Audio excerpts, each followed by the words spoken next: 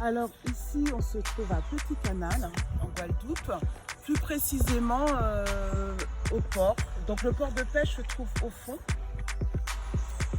Donc il faut savoir que Petit Canal était un haut lieu où les bateaux négriers débarquaient. Donc ils débarquaient au fond. Donc j'aimerais beaucoup que, il faudrait venir ici pour vraiment voir ce qu'ont subi nos frères en fait.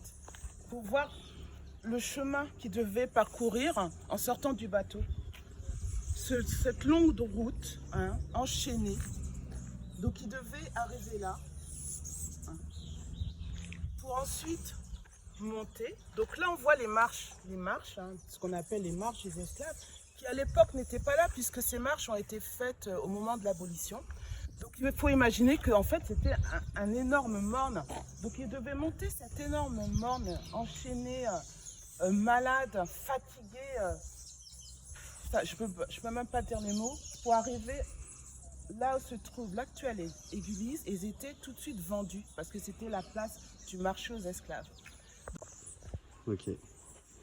Donc on va entamer la montée des marches. Ah, vous verrez que, enfin, tu peux dire vous. ils ont mis donc les là, noms Congo, les noms des ethnies qui sont arrivées en Guadeloupe. Incroyable. Ok. Chaque fois que je monte ces marches, je suis toujours anéantie.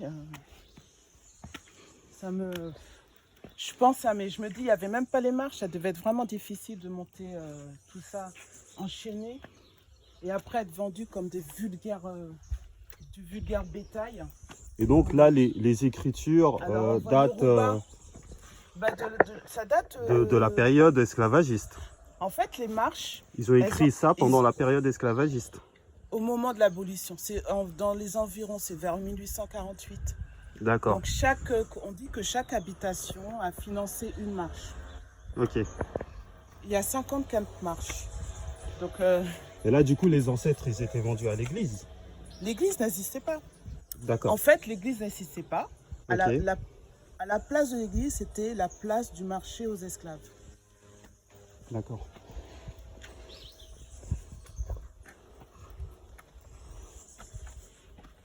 Les Ibo, les Wolof, les Peul, on retrouve vraiment toute l'Afrique. Bamileke. C'est...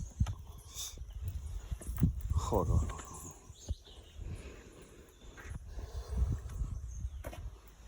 Le 27 mai, c'est le jour où en Guadeloupe on fête la fin de l'esclavage. Et donc ici, il y a vraiment de grosses festivités. Ok, ça marche.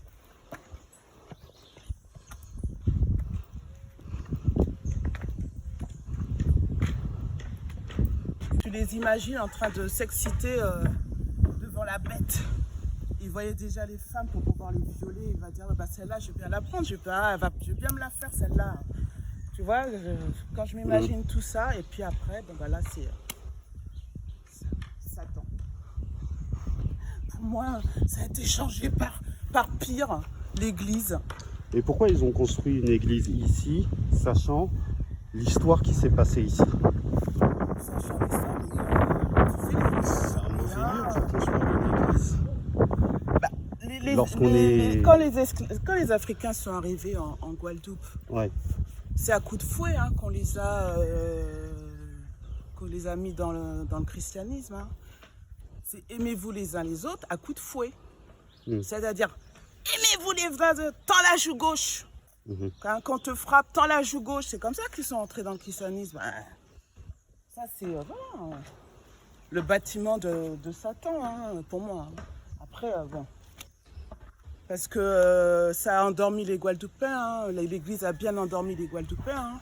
Ça a été, pour moi, la religion, ça a été l'arme la plus radicale qui a permis d'assimiler totalement les Noirs.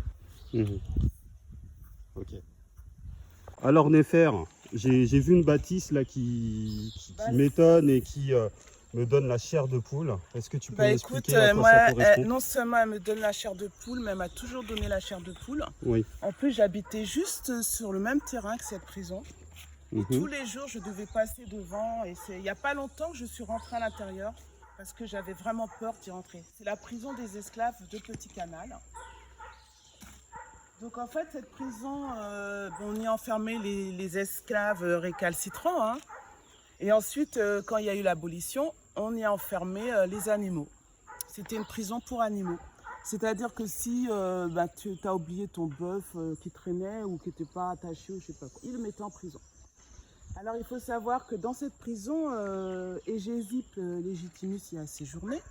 Donc Hégésippe Légitimus, c'est le premier noir qui a été parlementaire en Guadeloupe. Donc il a été, c'était l'ami de, il a fréquenté Léon Blum, Jean Jaurès, on l'appelait d'ailleurs le Jean Jaurès noir. Donc il a eu pas mal de déboires avec la justice et on l'a enfermé dans cette prison. D'ailleurs c'est l'arrière-grand-père de Pascal Légitimus, l'humoriste. D'accord, l'humoriste. Voilà. Donc c'est la prison des esclaves. Alors l'arc qui est là, regarde, alors faut bien montrer parce que c'est spécial. Hein. On va s'approcher un peu pour voir. Franchement, je fais ça, mais c'est quelque chose, j'ai pas l'habitude de faire ça, quoi, ça me fait tellement peur. Alors, là, cet arbre, c'est un figuier maudit. Et pourquoi on l'appelle comme ça? Je pense Alors, que tu vas nous expliquer. Le figuier maudit, c'est un arbre de la famille des ficus. Oui. Sa particularité, c'est quoi? Regarde. Il va prendre ses racines, il va fusionner avec le bâtiment pour le détruire en fait. D'ailleurs, on dit que souvent dans les prisons, on va voir qu'il y a des figuiers maudits parce qu'on dit que les prisonniers, ils avaient des graines de figuier maudits qui jetaient justement pour pouvoir détruire la prison à un moment donné. Sauf que bon, elle est encore là, ils ont eu le temps de mourir, hein, les pauvres. D'ailleurs, on voit encore Je sais pas si moi je dis sincèrement, j'ai pas le courage de rentrer. Je sais pas si toi, Bakem, tu peux rentrer, mais tu verras encore des crochets. On voit, à un moment donné, on va voir. Oui, je vais rentrer. D'accord. Comme ça, tu pourras bien montrer. Regarde, quand même, c'est magnifique, hein, ce que fait la nature. Regarde, t'as vu les racines là? Oui. Mais il faut que tu rentres pour voir vraiment le travail d'une énorme racine sur le côté du bâtiment à l'intérieur. D'accord. Personnellement, je t'attends, d'accord? D'accord. Je t'attends. Bon, bah, je reviens. D'accord.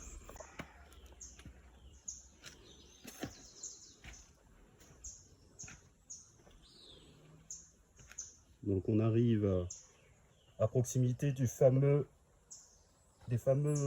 tronc avec les racines expliquées à l'instant par la sœur Néfer. Donc on va voir un peu les différentes cellules où étaient enfermés les ancêtres. Néfer nous a expliqué qu'il s'agissait des ancêtres récalcitrants, mais c'était vraiment les ancêtres les plus méritants. Donc voilà une des cellules.